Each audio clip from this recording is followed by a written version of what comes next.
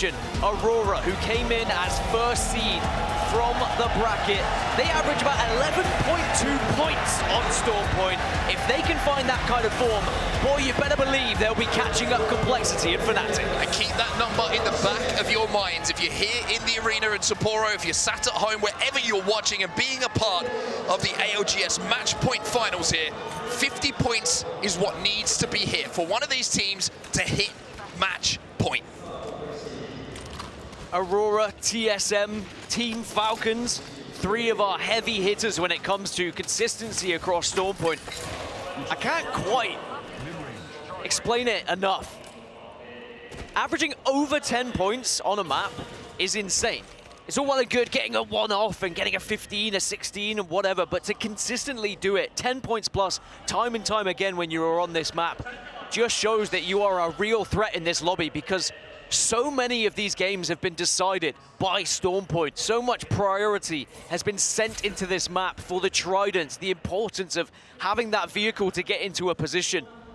And if you can be one of those teams that is game in, game out on Storm Point, getting points on the board, it will give you such a good chance of reaching that 50-point threshold. Well, let's talk about zone here on Storm Point. Let's talk about where we're going. Let's talk about the difference between the last zone that we saw on E-District and what we're about to see now. Historically, Storm Point end zone's usually a little bit more open than what we see on the likes of E-Districts, even World's Edge as well. And this one could not be more open. It looks like potentially a bean zone, one that's finishing in and around the God Rock as well. And, you know, you're looking at Guild at the moment. They're heading out towards God Rock already. Aurora do have a ring console, if I'm not mistaken, there at Cenote Cave. So they're going to have a really good idea of where this is going. And Noctum Esports, who have been one of the quickest rotators when it comes to finding an endgame spot, well, they're already bang center zone. Honestly, tough to tell whether Aurora have a ring console or a survey beacon there. But maybe it's only a beacon. It's tough for them if it is the case. Now, Exo Clan have already moved in. Noctum find themselves center zone. Go Next moving very quickly as well. And you mentioned there is a lot of open space, but not much playable area. And I think that's what's going to be quite scary for all of these teams on the edge that are going to arrive late here. It's about timing it perfectly. If you are one of the teams that is playing Valkyrie, for example, do you try and land as the zone's about to shift? Because maybe you can catch people moving out of some of these areas. Maybe you can catch people as they're fighting. There's going to be a lot of decisions to be made. Yeah, just the note on Aurora and if they do have a ring console or not. If you're wondering why we're not sure, it's because there's a support bin and an assault bin on our mini-map right over the top of the icon that will tell us. So we'll get that information to you as soon as we can. But Envy, for them, it's all about collecting Evo, a very different path for them towards this zone. Wow, Fnatic already pushing, and it's TSM under fire yet again. It's a different APAC North team chasing them, though. Well, the difference is here, TSM are the ones with blues, and it's Fnatic who have the white when it comes to armor. Reps goes for the slam, but here is the counter slam from Yuka that forces Reps and TSM off of this high ground. Yeah, this is a big fight for TSM. They can't afford to go down early in 2 games in a row, but Verholst has Sheila singing. Zap gets one, Reps gets the second, and Yuka's going to be left on his own. Not going to be able to do enough. TSM this time around will be the team to eliminate someone versus Falcons. They might have found someone who's just perusing in the spider caves. That was a must-win for TSM. It's Shopify Rebellion on the receiving end of this, by the way. Giants colliding right now as one knocked on either side. No, make it 2 knocked for Shopify Rebellion, so Falcons have the advantage, and Shopify will try and escape. Falcons, we mentioned how one team fight can change the confidence, the swagger, like I mentioned yesterday, of this team. And if there's anyone, I think, with all due respect to the rest of the lobby, they would love to take down in a 3v3, it's Shopify Rebellion, 2 members of which, of course, the champions of the previous tournament. Got to remember as well, Falcons playing out of Command Center, or maybe you don't remember, you might not have seen that POI draft. They are playing for Command Center, and not a usual position you would see Falcons playing from, but it's as close to Lightning Rod as you can get, really, without being at Zeus Station, which was also taken by someone else. And Falcons decide to move up north, and then they catch Shopify Rebellion on their rotation. Yeah, a little bit of a counter-rotate coming in from Falcons. I think they probably did that because of where this zone is going, and it's all about prioritizing Evo for them to make sure they've got the armors, and Shopify Rebellion, quite simply, by the looks of things, didn't really expect it. They were expecting a little serene walk through the spider tunnel, which is a terrifying sentence to say, but it certainly wasn't for them. Noctum Esports will deal with Team Burger. They will go out next. Very comfortable fight for them. And just to go back to that TSM Fnatic fight, by the way, considering it is Fnatic, one of our best fighting teams in this lobby, I cannot state how important it was for TSM to find a victory. Had they gone down 2 maps in a row, right at the start with 0 points, it is so tough to try and come back from that. They're after him. Shopify Rebellion, goodbye. They will chase him down. There's a few extra bullets. There's a cheeky little smile on the face of Voltsy as well. You get the feeling they knew that was Shopify Rebelling, and they are trying to get in their heads. It's all about mind games, something that goes a little bit underrated, I would say, throughout Apex Legends. If you can get in the head of some of your opponents nearby on the POIs, that could encourage or discourage some rotates. It could discourage them from pushing a certain way. TSM. They get going in. They hit the handbrake hard, very hard, on that Trident, and managed to just avoid a terrifying... Oh, I was going to say, look and see that molded an Arcstar, but it's going to be Illy who gets the knock onto Verhulst.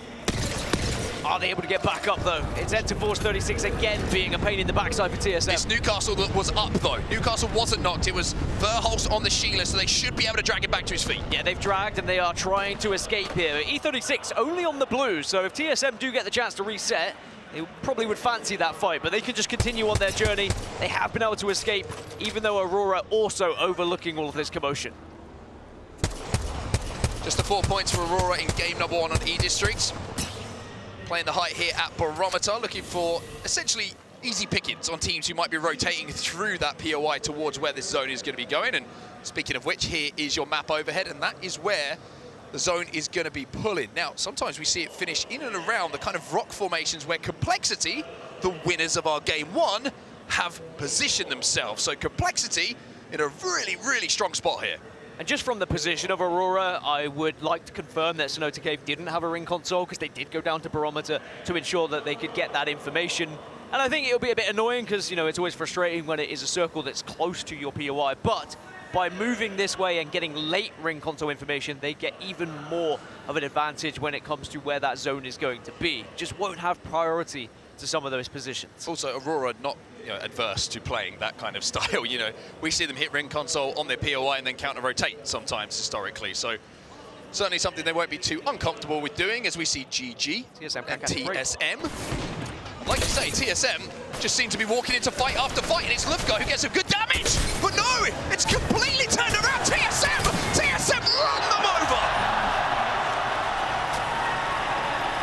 TSM are starting to wake up here in Japan after a dismal game 1 where they were pushed on Grays. Now they've been able to take down 2 teams, but can they do it again?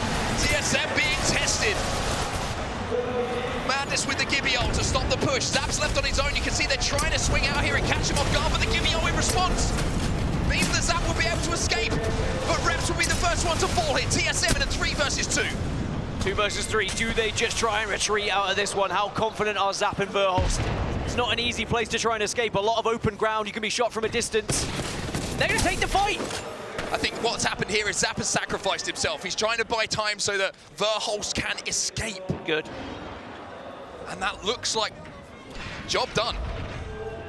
Alliance then. Little bit of a different look at a different part of the map here on Storm Point. They're over at the mill. They have console information as well. And a little bit of clay pigeon shooting at the Trident coming in from Effect. 6 points for Alliance at the moment. A major threat in this lobby. By the way, just got a knock. Envy just got a knock onto Illy here, so that's why they're trying to send this one. Envy are so weak, though. There is still a chance for aimbot here.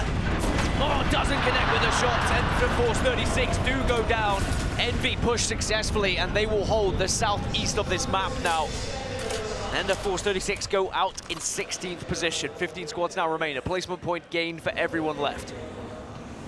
Envy have had a very difficult road to this match point finals, but it's a road that they're still on at this point. Group stages, not great. Didn't look too brilliant in the elimination bracket either, but they got the job done.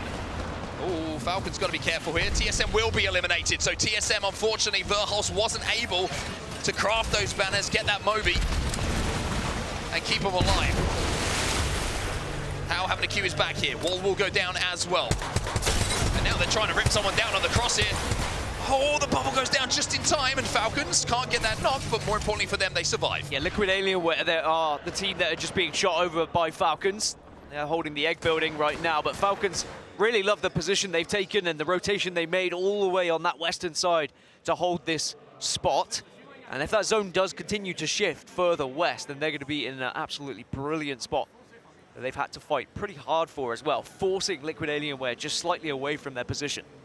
Well, Fury, you can see on the right-hand side of your screen after the fight that they had in and around Jurassic, are just using the Trident that they left behind and kind of dismounted at quite some pace to fight TSM to collect a little bit more Evo and information. And it looks like they're going to hit the survey beacon here. They are playing Valkyrie, if I'm not mistaken, in their lineup, in their composition. Just checking across to make sure I'm right. Yes, indeed, they are. So that means that they can play for this late info and then, like we say before, take to the sky, slam a spot late, claim it as your own. So unless Alliance and Virtus Pro take a fight against one another, they're both going to be in a good position with where the zone is pulling. Because the mill is still going to be in it as it transitions a little bit further north. By the way, Mythic Bin has just dropped down close between Complexity and Aurora. You can see it there just on the left-hand side of your screen. Brilliantly observed by our team behind the scenes. This zone pull is nuts, by the way. No, only Alliance and VP are in zone at the moment. It's pulled hard to the north. I think everybody was kind of expecting what I was expecting to see. Around those rocks where Complexity have set up early, Falcons, they rotated into the back of those rocks as well. And now, on our map overhead with the beacon information that we have, we can see it's pulling all the way back to the hillside of the mill. So Alliance are in a fantastic spot. And again, most of the teams won't know that yet. They won't have been able to have it because if you're set up, you're not going to be hitting that ring console. So you're just going to have to wait for the next zone to close in. And by that time, some of those Valkyrie teams, some of those late rotating teams might have taken some of those primary spots within that next zone. VK Gaming could be one of them. They're still hovering on the outskirts right now. They will close in and maybe just be shot by the likes of Noctum and Alliance, who are going to be looking that way. Probably looking at teams who have Trident. Speaking of which, Aurora are one. As to how they're going to try and rotate and find a place to play. Having a Trident in these open spaces is invaluable. Absolute gold dust, because you have that indestructible cover to create something where there is nothing. Fury are another one of those teams who are taking a little bit of a rocky approach in more than one way. A couple of bumps and scrapes, but they'll be good. Monsoon and Kimchi, not good though. Our previous winners have been knocked, or at least a couple of them have. Enemy, the last remaining player. Are they about to go from first place to 14th place? Can Enemy dip, dodge, and dive? It's alive for now. But how long he's going to be alive is a different question altogether. Also, not really any opportunity to craft unless he was able to grab the banners and has a Moby in his backpack. But the only crafter that is available is in zone over at the mill or middle zone where everybody already is. So good luck crafting there. I think that might be a little bit risky, especially on Rampart. Yeah, I wonder if we'll see a desperate attempt to try and get those banners. It's going to be a call from the IGL as to whether you think you can achieve any extra placement points getting into that top 10 or further. Team Falcons now moving from that western side all the way up to mill here, so they're going to join the likes of VP and Alliance. Noctum Esports versus Envy, and Envy is fighting so well at the moment. It's another clean fight from Envy. Noctum just swatted to the side, but Envy have got to try and reset here. They do get the slam, but oh, don't be in a corner with a Newcastle. But did he counter slam? Yes, he did. He broke the wall. Xhaka will find one. Envy dealt with Complexity also will fall. 11 squads now remain. It's Alliance, Virtus Pro, and Team Falcons who are the teams closest to where this next zone's going to be pulling, but definitely some threats in the area.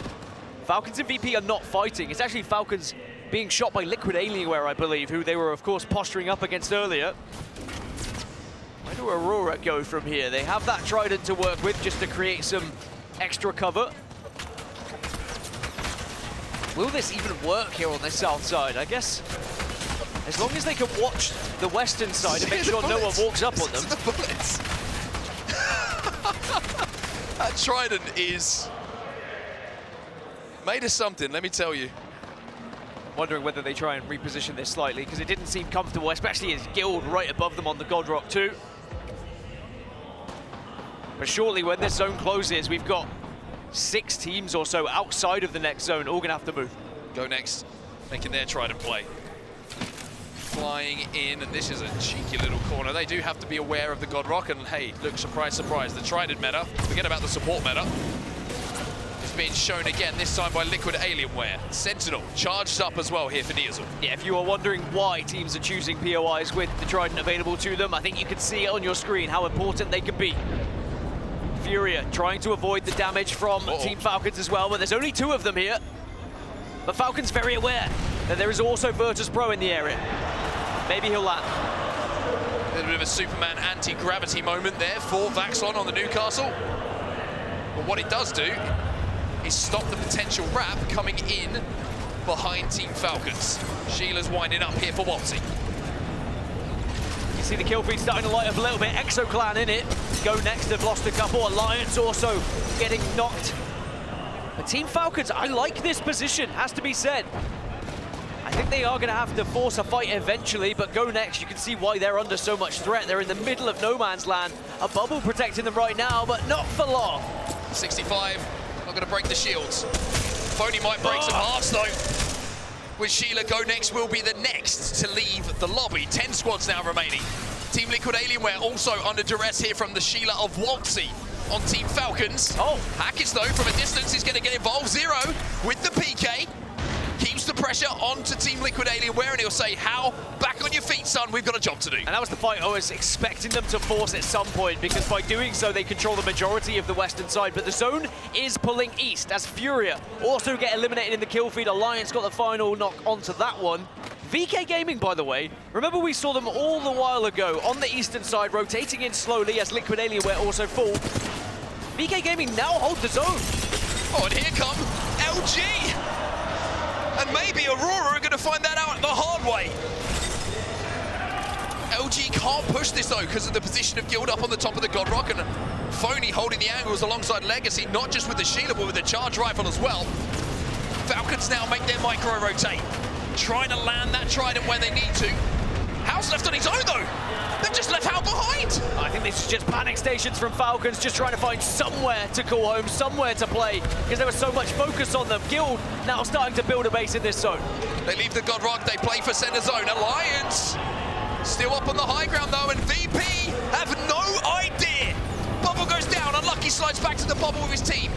Catwalk will also go down from effect. That's going to completely rip off this side of zone. This is a hectic circle. This is where you have to be a coordinated fighting team. Aurora eliminated in 8th. Guild with their backs to the pills, but do have the castle wall down. But LG trying to break in. Aurora eliminated in the meantime. The catwall is good for Alliance at this point. 0 down for Falcons. Hackett blindly firing through the castle wall to try and find some bodies. It's Alliance and Virtus Pro on the north. Falcons are still dead center, but remember, there are 2. Never mind. Falcons eliminated in 7th. I still want to keep an eye on VK Gaming, by the way. They're avoiding all of this and going very unaware on the eastern side. Bubble goes down. The Alliance bubble should fall first, though. VP looking to push them. Armor difference certainly favors Alliance here. They've got a hedge line to play as well. And back to the carnage. That is the center of the zone. And there is your map overhead. And you mentioned VK. Catch them before they leave right at the bottom of your screen.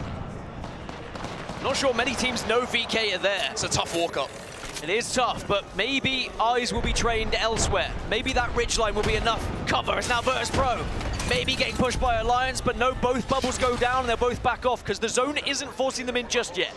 But it's about to. 3 seconds. And round 6 begins to close.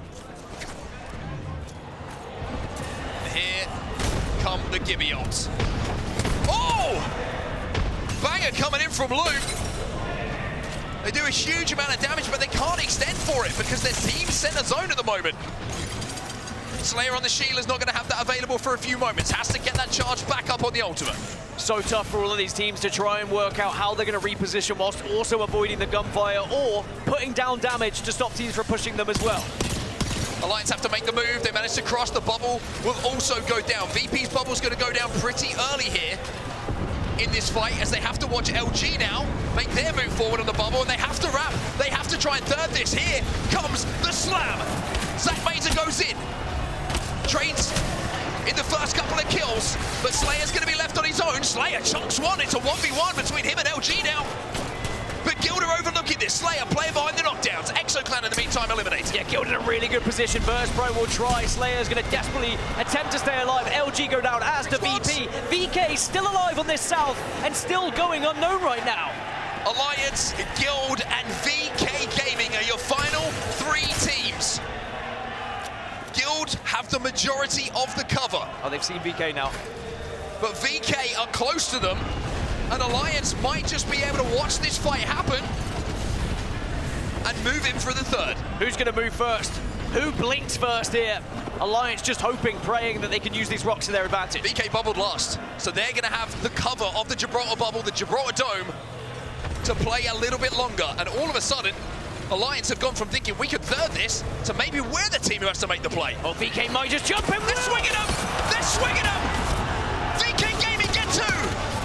QQ goes down, and that just opens the door for Guild to move in and claim match 2! It's Phony celebrating on the main stage yet again. Big points on the board for Guild. But VK Gaming also celebrating to the crowd because they know how important that could be in their chase for that match point threshold. A very difficult final circle to navigate. So much open space, having to utilize the bubble when available, the Newcastle shield as you slowly inch your way up. But eventually VK, they just had to take the fight and they ruined the game for Alliance.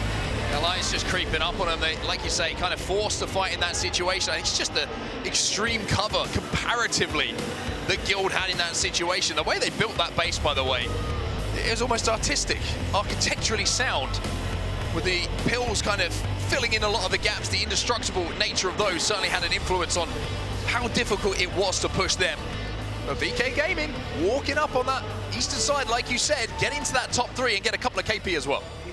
Yeah, they put 16 points on the board. And again, when you look at what Complexity were able to do in game 1, putting the 20+ points up, you're not far behind if you're VK Gaming. The chasing pack suddenly is caught up to those initial winners. Remember, we saw an early exit from Fnatic as well. So this series overlay is going to look very interesting indeed, but it is Guild who take the plaudits, 19 points. But I think both Alliance and LG will also be happy with their points total. Just looking down at the other side of the table as well, we saw a couple of fights that TSM had to take, and even though they were eliminated in 15th, still get 7 points on the board thanks to those fights that they were able to win. And a very similar story actually for Envy as well on that points total. But your heavy hitters, Apex Predator, the man who lifted the trophy back in Mannheim, Phony has turned up on the main stage in game 2. 7 kills to his name. The Wingman and the Warlord, well, both his teammates. Really would be insane if Phony won this event. And there's a few players here that you just kind of spur them on a little bit. You just want to see them have that success because of the trials and tribulations they've been through. But this is the series results I was talking about. Guild will now take the lead on 25. VK up to 2nd place with their performance. Complexity still in 3rd after their initial win, as Fnatic fall down to 5th. Now Alliance overtake them. One thing we can highlight here, nobody running away with it. Only 2 games gone, but I think it's something we are going to see a lot of different winners from different games, and with the maps changing, it is such a test for these teams and players to consistently put points on the board. But getting out to a good start is all you can ask for, Dan. And looking at the top of those leaderboards, especially if you're Guild and Complexity, getting a win on the board, whew, it's got to feel pretty good. I think what's also important to note is the teams who haven't been able to find points yet, not that far behind, like you were saying. So you don't have to worry, you don't have to panic, you don't have to take too many risks, you don't need to do anything stupid. Just play your game and you might still be able to catch up. Yeah, a lot of Apex still to be played. I mean, the great thing is we don't know how much Apex is left to be played, because that's the beauty of match point finals. We're going to keep going until, of course, we have a winner. Now, 2 games are done. We've got our first 2 winners here on Match Point Finals. We're halfway to match point with the points, and we'll see you for game 3 in a second.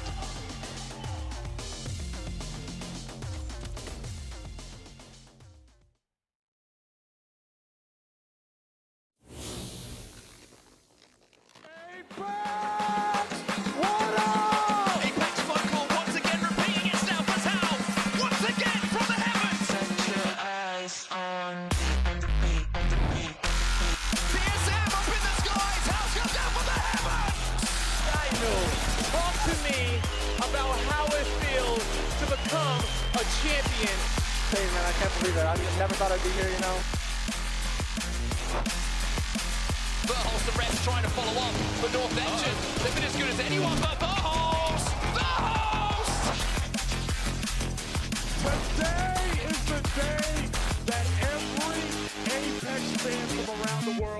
has been waiting, all right? Sony In Zone, the official monitor of the Apex Legends Global Series.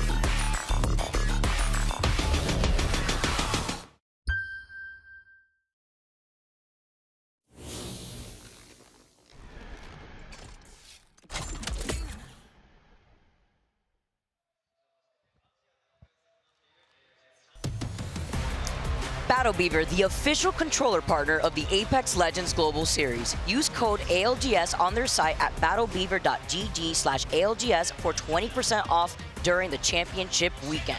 Go directly to battlebeaver.gg/ALGS to automatically apply the 20% off ALGS code. Love these controllers. I love the energy in the crowd. Welcome everyone to Match Point Finals. Vicky Kitty here. I'm joined with Genome, and no matter how many times we get to take you guys through another championship finals, it never gets old. Oh, it couldn't. Not in a place like this, not with a crowd like this, not with the performances that we are seeing from the teams behind us. Some, though, maybe we wouldn't have expected. Depends how closely you've been watching. Guild, the Apex South, well, at least primarily team, take out game number 2. And they are one of 2 teams that I had my eyes on going into this as teams that have shown up in year 4 of ALGS and have just kept getting better. That's because over the last couple of lands, Guild have gone 11th, 9th, 5th. They are on an upward trajectory, just like Gaming Gladiators, who have gone 10th, 4th, and then 2nd. 2 teams that, if that trajectory keeps going, Vicky, there's only one place for them, and that's lifting the trophy. And with Guild having Phony out here too, you have to imagine how that changeup has really kind of influenced Guild into now having that experience going into a championship final and having something to prove. Exactly. Yeah, if you want to look at it, of course, that is the core of Jesco and Legacy there. Yeah. But yeah, with the addition of Phony in now, it'd actually be back-to-back for him. Getting some last-minute strats there from their coach, Winnie, who's been doing a fantastic job helping out the team with their macro this year. And soon enough, we'll be switching over to World's Edge. I do like this cadence of the maps that we're getting, Vicky, as we go 1-1-1, and then we will switch it back around and go in reverse order through the maps and so on for the rest of this series. However long that may be, because of course, match point, you never know. That's the fun of it. You know my rule though, Genome. I always want some more Apex. I love it when we go the distance for our Match Point Finals. For those of you tuning in that may not know what Match Point Finals is, you have to hit that 50-point threshold and then further win a game after already hitting Match Point to be considered the champions within the ALGS Championship. It's been insane here in Sapporo. We had the mayor up on stage just a moment ago, and we have more action here as we also were mentioning the map rotation. We are moving over to World's Edge, and we'll be sticking over to World's Edge for match number 4 before we make that transition onto Storm Point. Yeah, no absolute, domination game so far where we see, 15 kills or something crazy like that. But picking up a few there, as you saw from Guild. Now, looking at the POI draft, it has been interesting coming into the finals. We're seeing who got to prioritize this one. Enter Force 36. They come into this after a stellar performance with the 5th seed, and they take out Climatizer as their first pick. Alliance, they went for Skyhook West here, and that is an interesting, one to focus on because they were hoping, remember, they're 2nd seed, and they were really hoping that they would get the Trident going into Storm Point. It was a risk they took, and, well, the other teams weren't going to let them have it. They went to North Pad, and that was after Liquid Alienware took the Trident away from them over there. And yeah, you guys heard Mark and Dan talk about that before. Tridents will just be an ongoing sort of discussion point in this series, regardless of which map it is, because of course the flow-on effects from picking those most high-priority POIs out of all three maps flows onto World's Edge, flows onto E-District, because it pushes your drafts into that second and third round. You can use that to your advantage too, to carry some of that momentum as we make those transitions into these different maps. And by the way, everyone, thank you so much for your patience. While we do get ready for World's Edge, I did get word that there is a player on stage that is dealing with a nosebleed. You know, sometimes the excitement, the nerves could get to you. No shot. Also, just making sure that there's not a mess here. Everyone's ready to go on even ground here. And when you're sitting on a stage like this, when you're looking at this audience, everyone watching from home, there's over 11,500 people in this arena. It's gotten fuller and fuller as the days have progressed. Look at this. The fans, you could hear them from like a mile away from the arena. The line that I saw snaking to get in here has just been insane. I love the fans. I love the dedication that we've been able to witness in Sapporo. We at least will get a little sneaky little preview of what legends have been picked from the teams as we wait for that issue to get resolved. And we do see that EXO have picked up the Loba. Now they're landing at Harvester, Vicky. And of course, if we've seen a Loba so far on World's Edge, it's because they are somewhere in the vicinity of a loot vault. So this means, of course, I mean, typically we've seen it more from Landslide, but with Guild over there, not running the Loba, that does mean EXO Clan can use the Loba and grab that black market loot ASAP. You know, aside from the Loba though, Genome, another legend we've been seeing a huge uptick on for today has been the Valkyrie. Something that I'm actually really surprised to see, but also at the same time, with that level 3 purple perk, being able to scan those survey beacons to see where a lot of these teams are trying to prioritize their positioning in that next zone, it really helps allow these teams figure out where they want to find an open space, since they have basically the hacks to look at where everybody's already sitting in those buildings. Yeah, so we saw Fnatic pick that up on E-District. That was the first time they had played Valkyrie in this entire tournament. And the reason we're seeing more teams pick this up is actually quite different to how Valkyrie used to be used. If you've seen it in times past, it was more of a quick rotational tool. And then, you know, yeah, once you get your Skyward Dive back, you are going to use it towards the end of the game, but it was more getting there quickly. We're seeing it used differently here at Year 4 Champs. We're seeing teams wait, get that third beacon, grabs the ring console, also grabs some survey beacons, and then because of that perk you mentioned, where you can see everyone, you do need to be purple, you need to be level 3 first, but once you've got that, you get essentially all the information about where teams are below you, and it's a lot easier to slam those end game positions. The last bit, of course, is that you've got 2 support characters on your team, and they'll res you even if you get shot out of the sky. While we're resolving the nosebleed up on stage, everyone, I want to throw it over to a beautiful content piece while we take a look at this audience, while we take a look at the community, a love letter to Apex.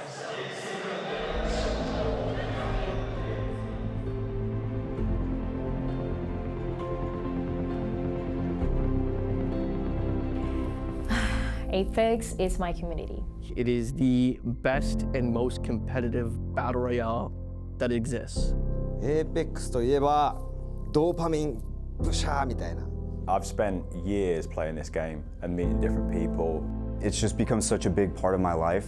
Community is crazy with Apex. It's the only game that I've ever played where I've felt like I can be involved in something. Well, I remember one of my friends hitting me up and being like, you need to download this game. It's amazing. I'm like, okay, whatever. I couldn't get off. It was one of those situations where I'm contemplating, like, do I call into work tomorrow? Apex almost feels like it's my life now because I've done so much with content. I've met some of my closest friends through Apex. I'm autistic, and part of my life I was kind of lonely. I found my community there in Apex Legends, and I made a lot of friends along the way. 音楽を作るのが自分の仕事なんですけど、行き詰まったりこう気分転換をするときに必ず APEX とかやるようにしていて、だから結構音楽を作る上で欠かせないっちゃ欠かせないですね。 APEX has changed my life in so many different ways, from meeting people at LANs to meeting people in communities. I know that there's a very loud voice on the internet, but there's a lot of people that care and play and love the game, and I know that because I talk to all of them. もっといろんな人と一緒にパーティー組んだりとかするようになって、だから普段だったら知り合わないような人たちと一緒にこうゲームができるっていうのはめちゃくちゃ APEX のおかげでこう開けたっていうか、はい、それはあります。I think the positivity comes in a different way. You're never going to see me tweet out, 1,000 times like, oh, this game is great. But what you will see me do is put out 2 episodes a week about Apex Legends for 5 years. Everything's produced for a reason. Nothing is just randomly added to the game because they wanted to. They make the game feel a safe space for us to play in. And it doesn't matter what language you speak, it doesn't matter where you're from, everything is left at the door and everybody's a family as soon as you come through those doors. I hope the developers see there's a whole stadium full of people. I feel like we're in a very great time with this game being here. I think this competitive scene has the legs to stand for years and years and years. Apex Legends has changed my life. Apex Legends has changed my life. Apex Legends has changed my life. Apex Legends has changed my life. Apex Legends have changed my life. APEX は俺の人生を変えてくれたゲームです。Crowd shot. And Apex Legends has changed my life, has changed all of our lives. It's about the community, it's about the friends that you've made along the way as we gather together to get into game number 3. We're ready to go. Let's get started on World's Edge.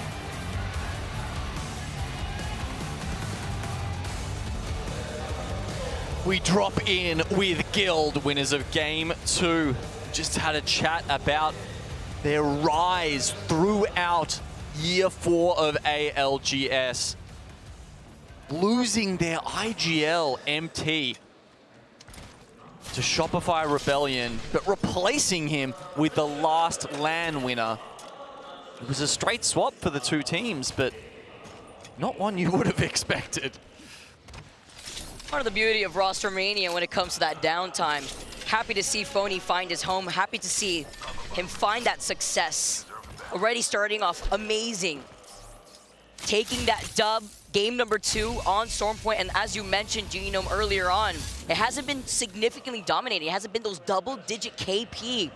As we see where the zone is going to be pulling, as our squads are going to be able to scan that circle beacon at their POI, and Aurora being over by Skyhook East, Weeda Transcend over, going to be able to split loot those buildings. Same thing could be said about Alliance, who actually have that ring console. There's something that Aurora do not have on their side of Skyhook. No, it's very hard. It's very risky for a Skyhook East team to try and grab that information. Of course, starting over at Skyhook East is, not your favorite place to be, but Aurora, they were first seed going into this, and at the very least it was, that was a pick number 41 for them. Having a look at this zone, of course, seems quite likely to go into Skyhook, but I have seen a zone such as this go down towards the train station, and we also did see a zone there yesterday. So if we do have some of those teams, as per usual, hitting that ring console and going for that third ring scan, Vicky, if we do get a crazy pull, that's where you get the maximum value out of that strategy. As you can see, teams streaming through Landslide and using their ring console on the way to the northern ring. You can expect that with there being a ring console there, another ring console being by Lava Fisher for the squads that didn't take their time on their rotate from the southern POIs of World's Edge. And if it does end up pulling towards Skyhook, something that we've seen plenty of times in the history of ALGS, we know that this is a POI where a lot of these teams could coexist in these buildings. You could expect an end zone to have a lot of these squads left in the lobby to find some of these buildings, to find some space here in a very chaotic composition where we have double support cycling through that utility. As you mentioned already here with Team Falcons already on their move trying to get over to Skyhook West. All right, sounds like we've had one player DC from the lobby, so we will be getting them back in. In the meantime, let's just have a quick look at the highlights from Game 2. Of course, we went over to Storm Point for the first time in our match point finals, and Fnatic giving the crowd something to cheer about in Game 1. It was a little tougher for them in Game 2. I love the energy, though, from the crowd once you saw that first game kind of start things off for Fnatic. Missing out, by the way, on that Arc Star stick. I mean, yeah, we keep talking about Tridents. They're so important, and that also makes teams taking Tridents away from people also so important. So you will see teams continually. They'll try and work out what those paths are. They'll rat them, and they will wait their Arc Star in hand and say, hey, if we can't draft a Trident, we'll just steal one away from you. Literally Grand Theft Apex out here.